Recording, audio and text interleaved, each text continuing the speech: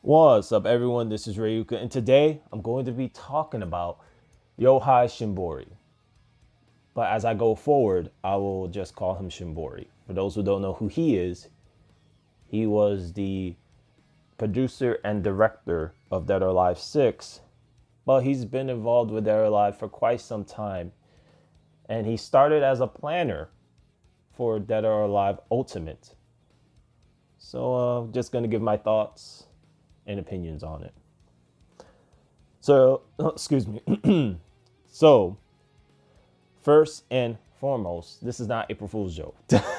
for what I looked into, it's not. He really departed from koei Tecmo, and yeah, he's pretty much done. He left. He put his resignation in, and in my opinion, I think that with Shimbori leaving, it's a good thing. I say good riddance. I felt and feel that Shimbori did more damage to Dead or Alive than good. And why I feel like this is because if you see what has happened to Dead or Alive the past couple years on many different levels, and especially with some of the changes to the gameplay and all that, there will always be two sides of the coin. Some will agree with these changes and some will disagree. So, as I said before, he started as a planner for Dead or Alive Ultimate. And in my opinion, he should have stood as a planner. This guy should have not been a producer or director, shouldn't even been a director of Dead or Alive. I feel that he's in over his head.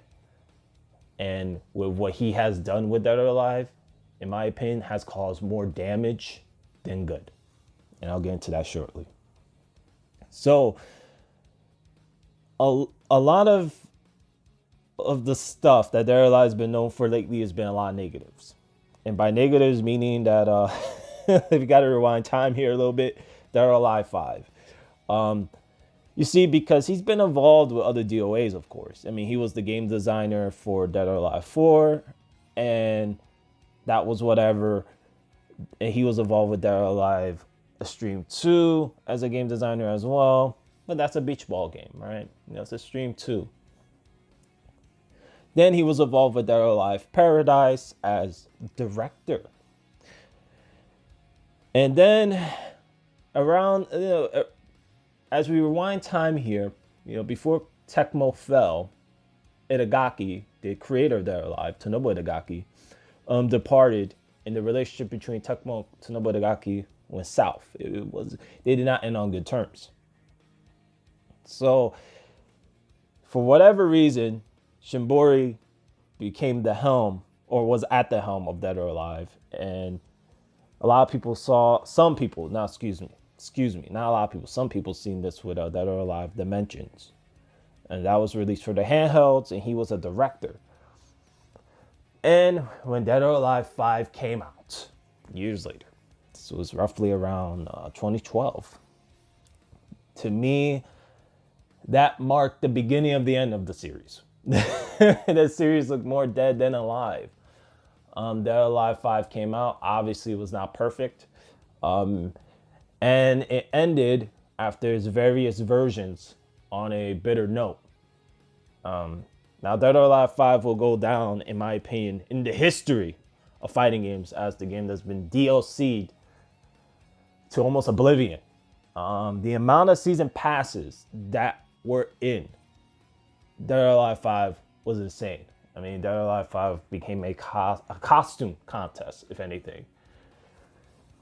And with the crossover stuff and all that other crap going on with that game, it was just laughable. The story in Dead or Alive 5 was not so great.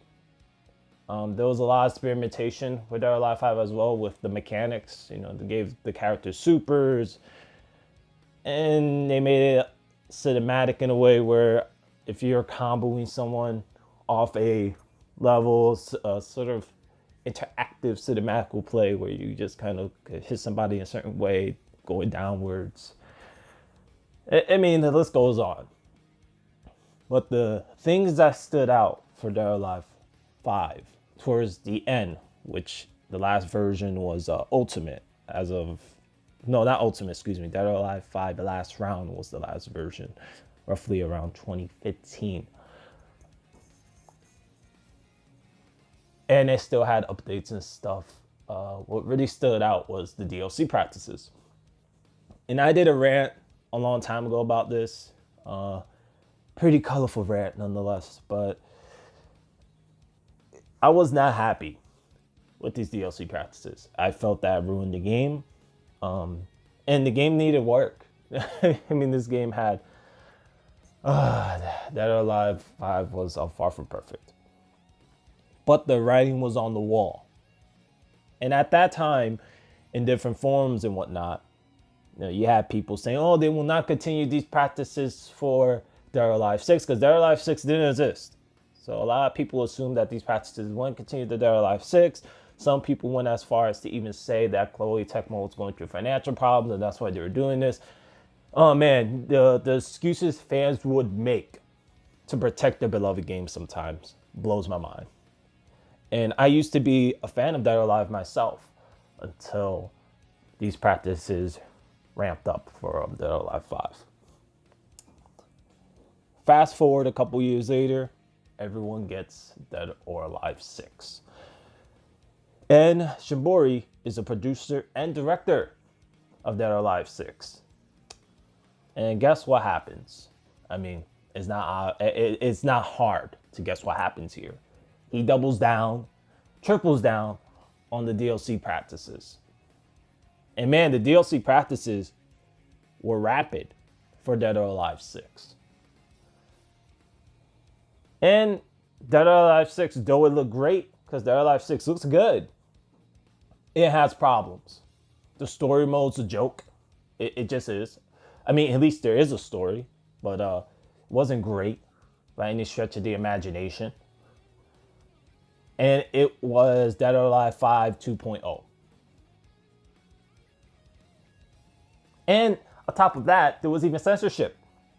So yes, you can't have a DOA game now without censorship because for whatever reason, every fighting game has to be at a tournament.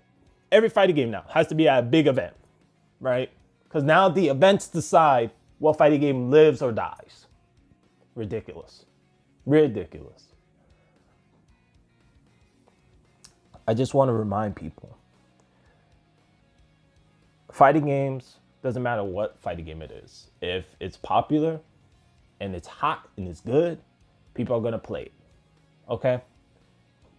I can say from my experience, I don't care about how the game looks aesthetically too much as long as it's fun to play. When it came to Dead or Alive, the game looks great. The game plays great as well, at least back then. And even now, arguably, it plays good. But from my perspective, when you change a lot of the core things of the game, especially things that the game is recognized for the sake of pleasing others that will never be pleased, you're going to lose a lot of people in the process. And sometimes you don't gain people in that process when you lose them, believe it or not. You really don't. And that's why I will say Dead or Alive 6 is more dead than alive. In fact, Dead or Alive was dying back with DOA 5, in my opinion. So with Shimbori leaving, this could be a blessing in disguise. It could mean great things for the future of Dead or Alive. Or it could mean that we may never see a Dead or Alive again. This could be it. This could be the end of the road. Who knows? Time will tell. I hope not. I hope that Dead or Alive does continue. And I hope it goes back to its roots in a way. Stop caving into outcry of individuals that do not support these games. They don't buy these games. And I think Shimbori kind of caved into that. He kind of caved into it in a way. Censoring characters. Why? Because esports? Really? It's ridiculous. Dead or Alive is known for its crazy designs. It's known for that I mean, it's known for so many different things, but that's what makes Dead or Alive. That's what has it stand out from the rest. Every fighting game has this thing that stands out. I mean, I don't see Arc System Works changing too many of their female characters' designs because, oh my gosh, I'll cry.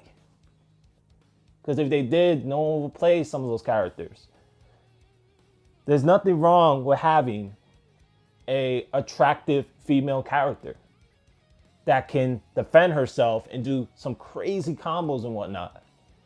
There's nothing wrong with having a male character that does crazy things and crazy combos and whatnot. But Shimbori, when it came to Dead or Alive 6, had to censor certain things. But the censorship was one part of the problem. The DLC, doubling, tripling down on that, to me was the biggest issue. And that ultimately, in my opinion, dragged down Dead or Alive 6 the most. For those who don't know, in Japan, they have Dead or Alive Extreme Venus Vacation or whatever it's called at this point. And there's tons of microtransactions for that game. And I guess Shimbori thought it would be a good idea to take those practices and was like, you know something? Let's add that, to Dead or Alive 6. You know, people wouldn't care. Yeah, right. Because if people didn't care, that game would not bombed. And it did. So to me, good riddance. That's why I say to Shimbori. You know, I don't think the man cares, honestly. I think he'll go on to make something else, probably. Hopefully not destroy another fighting game. Maybe make his own fighting game. And maybe he won't do these practices with it if he's to do such. Or maybe he's just done for and he's just going to go on with his life. Who knows? But to me, I think it's a good thing that he's not at the helm of Dead or Alive. And who knows what the future holds for Dead or Alive. I hope that Koei Tecmo doesn't step back and say, well, let's go and remake Dead or Alive. I don't think Dead or Alive needs a remake. I think it just needs better writers and definitely cut back on the DLC practices. That's for sure. Maybe, I don't know if anyone's listening from Koei Tecmo, maybe make a complete product for once. Instead of releasing 3, 4, 5 different versions of a game. You can't treat a fighting game like a Dynasty Warriors game, Koei Tecmo. Because with a fighting game, it's more noticeable. Jeez. Anyways. That's pretty much what I have to say about Dead or Alive.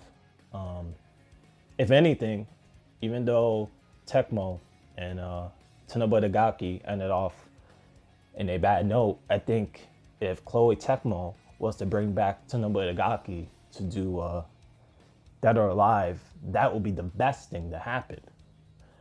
Because I don't think Itagaki would double down on these practices. I really don't. But who knows? But he is the creator of Dead or Alive, and I think he will know best to what to do with that series. But I believe Tanobu Itagaki right now is making his own game.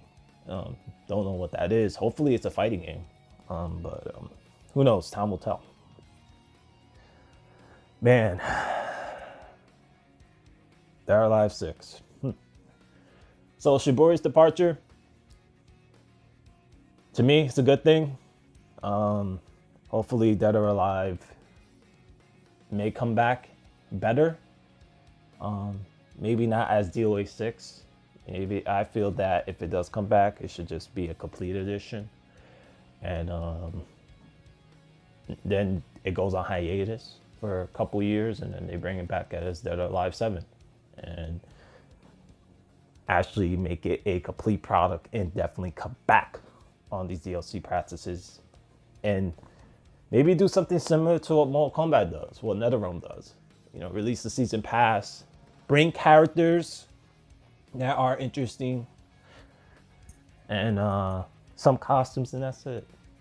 But not these $100 ridiculous season passes with exclusive Mary Rose costume or Mary Rose whatever, Hanukkah or Ayane Kasume. Come on, you could do better than that. Koei Tecmo, you could do better than that. Anyways, feel free to comment down below, give your thoughts on this. That's all I have to say. I really have nothing else to add besides give riddance to Shimbori, and that's it. Shimbori, to me, damaged the series. He was at the helm. He was at the helm. And yet, he was a weak leader, in my opinion. You know, though he did good in some areas, he did a lot of bad. That's just what I see. And for people out there to kind of turn a blind eye because they're like, oh, Shimbori, leave. This is not a Uno situation, a Street Fighter. See, Uno, at least Yoshiro Uno, he tried. I mean, he brought Street Fighter back to greatness, even though Street Fighter V started rocky. I mean, Street Fighter V was eh. But Shimbori, on the other hand, he had many opportunities, and well, they're missed opportunities. He could have made their life good, at least, but double down on many other things. So anyways, feel free to comment down below your thoughts on this. Do you agree, disagree? And as always, this is Rayuka here saying thanks for watching. And until next time, everyone, sayonara.